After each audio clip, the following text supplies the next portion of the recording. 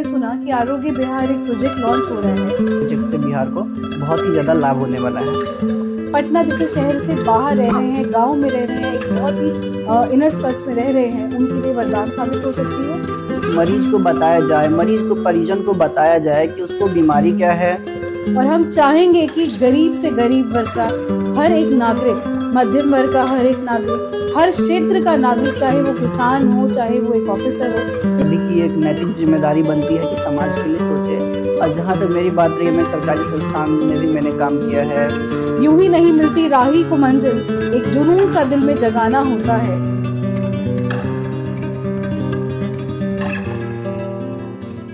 Good evening, मैं doctor Ritu Sharma, नेस्टेवा hospital की GM, आप सभी का अपने पेज पर स्वागत करती हूँ।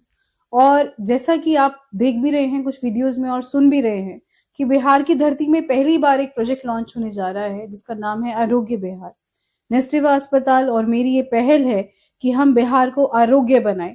इसमें आज हमारे साथ में है डॉक्टर दीपक, जो कि काफी समय से मेडिकल सर्विसेज दे रहे हैं, समाज में कार्यरत हैं और समाज सेवा में बढ़ चढ़कर हिस्सा ले रहे हैं। तो डॉक्टर दीपक, पहली बात तो आपका स्वागत है। अब मैं आपसे पूछना चाहूंगी कि जैसे आपने सुना कि आरोग्य बिहार एक प्रोजेक्ट लॉन्च हो रहा है, अब हम अपनी ऑडियंस को ये नहीं बताएंगे कि आरोग्य बिहार में हो क्या रहा है, लेकिन मैं जानना चाहूंगी आपसे कि जितना आपने आरोग्य बिहार को जाना मेरे से सुनकर, तो आपको लगता है कि बिहार में इस तरीके की योजना या प्रोजेक्ट की जरूरत है?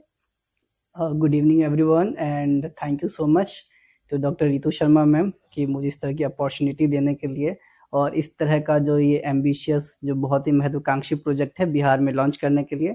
तो सबसे पहले तो मैं यही कहना चाहूँगा कि इस प्रोजेक्ट से बिहार को बहुत ही ज़्यादा लाभ होने वाला है।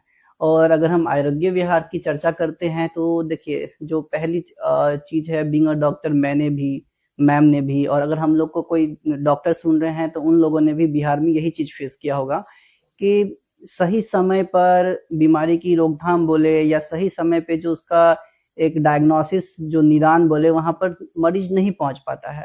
और जो भी मेट्रोपॉलिटन में डॉक्टर्स हैं इंक्लूडिंग पटना सिटी, तो जितने भी पेशेंट अगर हायर सेंटर्स में आते हैं, टर्शरी सेंटर्स में आते हैं, तो जो लास्ट वर्ड्स डॉक्टर का होता है कि आप थोड़ा पहले आ गए होते या आपने पहले सही सलाह ले ली होती तो उसका फायदा हो, आपका मरीज शायद बच सकता था। तो यही देखा जाता है कि मरीज अक्सर फाइनेंशियली भी ड्रेन होता है, उसका परिवार, और मरीज की जान भी नहीं बच पाती है। तो डेफिनेटली आरोग्य विहार जो है बिहार को एक अलग दिशा में ले जाएगा, जिससे हम लोग सही समय पे बीमारियों को रोक सकेंगे और एक समृद्ध और खुशहाल बिहार की कल्पना कर सकेंगे। जैसा कि हम लोगों ने अभी डिस्कस किया कि बिहार, किसी भी प्रदेश का जो युवा होता है वो उसका भविष्य होता है, और हमने देखा कि बिहार में जो हमारा मेडिकल सिस्टम है वो कहीं ना कहीं, हम ये नहीं कहेंगे कि बिल्कुल ही कोलैप्स है, लेकिन ये कहेंगे कि कुछ ना कुछ त्रुटि वहां पे जरूर रही है।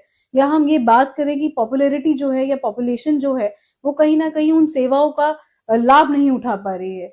तो उसमें आपको लगता है कि आरोग्य बिहार जैसी योजना एक गरीब वर्ग या एक मध्यम वर्ग के लोगों के लिए, या ऐसे लोग जो कि पटना जैसे शहर से बाहर रह रहे हैं, गांव में रह रहे हैं, एक बहुत ही इनर स्कर्ट्स में रह रहे हैं, उनके लिए वरदान साबित हो सकती है? बिल्कुल मैम, जैसे आरोग्य विहार से हर एक इंसान को, एक हर एक तबके के इंसान को फायदा मिलने वाला है। इसका कारण ये है कि जो आरोग्य विहार जो है हम लोग का प्रोजेक्ट है, इसका हमारा जो मुख्य लक्ष्य है कि मरीज को बताया जाए, मरीज को, परिजन को बताया जाए कि उसको बीमारी क्या है, उसका इलाज कहाँ पर होगा, कौन डॉक्टर उसका इलाज करेंगे, तो सही समय पर सही दिशा देने का काम करेगा हमारा प्रोजेक्ट। तो डेफिनेटली ये जो प्रोजेक्ट है, हमको लगता है कि हर एक तबके के लिए, हर एक समाज के लिए एक वरदान होगा। आपको क्या लगता है डॉक्टर दीपक कि बिहार मेडिकल फैसिलिटीज की बात करें या मेडिकल सिस्टम की बात करें तो क्या कारण है जो बिहार, हम ये नहीं कहेंगे पिछड़ा, लेकिन बिल्कुल हम ये भी नहीं कह सकते हैं कि इस समय पर हमारी जो बिहार का सिस्टम है वो पूरी तरीके से फैसिलिटीज दे रहा है या पूरी तरीके से टेक्निक जो है हम लोग अडेप्ट कर रहे हैं, तो कहीं ना कहीं तो हम पीछे हैं। तो क्या कारण है इसका? देखिए मैम, जो मेरा जो पॉइंट ऑफ व्यू है, नो डाउट अगर लास्ट डिकेड को देखा जाए तो समय के साथ थोड़ा थोड़ा प्रोग्रेस हो रहा है, लेकिन जितना प्रोग्रेस होना चाहिए था हेल्थ सेक्टर में वो संतोषजनक नहीं है, पहली चीज। और दूसरी चीज है कि आरोग्य विहार जैसे जो प्रोजेक्ट, बिना प्राइवेट संस्थान जो हम लोग लॉन्च कर रहे हैं, इस तरह के प्रोजेक्ट पर सरकार को काम करना चाहिए था। सरकार हेल्थ के सिर्फ एक ही सेक्टर पर काम कर रही है कि मेडिकल कॉलेजेस खोल दे, हॉस्पिटल्स खोल दे, उनकी मशरूमिंग कर दे रहे हैं। लेकिन देखिए, ये एक बिटर ट्रूथ है कि आप कितने भी हॉस्पिटल्स खोल दीजिए, लेकिन जब तक अवेयरनेस नहीं होगी, जब तक स्वास्थ्य के प्रति जागरूकता नहीं होगी कि कैसे बीमारियों को रोका जाए, हम लोग रोकथाम पे काम नहीं करेंगे, तब तक डिजीज और डिजीज पर्सन, आपके पास पेशेंट बढ़ते चले जाएंगे। तो मुख्य रूप से सरकार को, ठीक है, आप हेल्थ पर जो बजट अलॉट होता है उसको आप हॉस्पिटल्स बनाने में खर्च करिए, लेकिन साथ साथ हेल्थ अवेयरनेस पर भी उतना ही ध्यान देने की जरूरत है। तो बिहार अभी बहुत लैग कर रहा है इस चीज में, अवेयरनेस बिल्कुल नहीं है, और हेल्थ सिस्टम के साथ साथ एजुकेशन सिस्टम, एचआरडी पर भी वर्क करने की बहुत अधिक आवश्यकता है। हालांकि ये सरकार का काम है, लेकिन मुझे बताते हुए बहुत खुशी हो रही है कि respected doctor Ritu Sharma ma'am के नेतृत्व में नेस्टिवा हॉस्पिटल आगे ये काम करने वाला है। बिल्कुल, शुक्रिया आपका।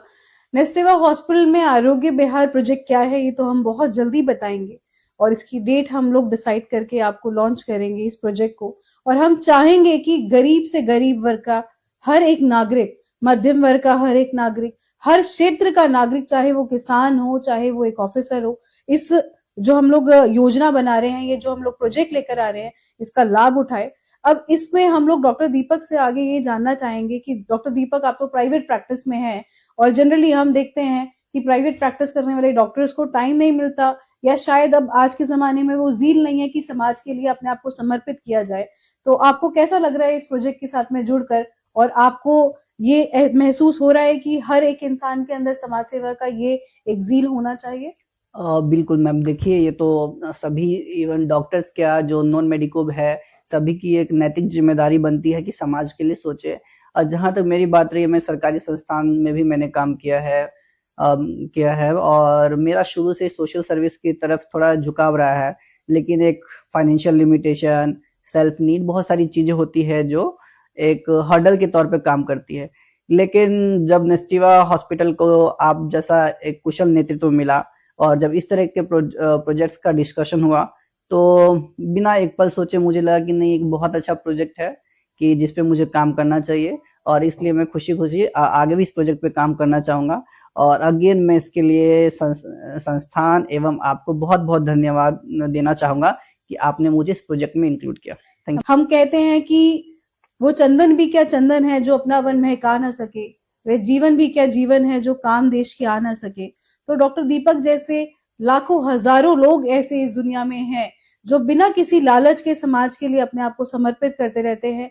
आज एक एग्जाम्पल आपके सामने हमारे पास बैठे हुए हैं डॉक्टर दीपक, जिन्होंने सरकारी नौकरी, जिसके लिए लोग ना जाने कितनी मन्नतें मांगते हैं, कितनी मेहनतें करते हैं, कितने दिन रात एक करते हैं, उस नौकरी को इन्होंने समर्पित कर दिया समाज के लिए, आरोग्य बिहार में जुड़ने के लिए। तो पहले तो मैं बहुत आपका आभार व्यक्त करती हूँ कि आप इस प्रोजेक्ट में हमारे साथ जुड़े हैं। और एक लाइन है जो मैंने लिखी थी, वो मैं आपको सुनाऊंगी इसमें। यूं ही नहीं मिलती राही को मंजिल, एक जुनून सा दिल में जगाना होता है। पूछा चिड़िया से कि कैसे बना आशियां, बोली भरनी पड़ती है उड़ान बार बार, तिनका तिनका उठाना पड़ता है। तो कोई भी जीत या कोई भी सक्सेस, उसके पीछे छुपा होता है संघर्ष, समर्पण, रातों का जागना, ना जाने कितने सैक्रिफाइस, कॉम्प्रोमाइजेस। उसके बाद कोई भी प्रोजेक्ट, योजना या व्यक्ति सफल बनता है। हम चाहेंगे कि हम बिहार को एक सफलता की श्रेणी में लेकर आए। इसके मेडिकल सिस्टम में अगर हमारा तो तिनका मात्र योगदान भी अगर आपके काम आया, और हम किसी एक व्यक्ति की भी जान बचा पाए समय रहते, तो हम अपने आप को भाग्यशाली समझेंगे। इसी के साथ मैं आपसे अलविदा लेती हूँ। धन्यवाद, शुक्रिया। धन्यवाद।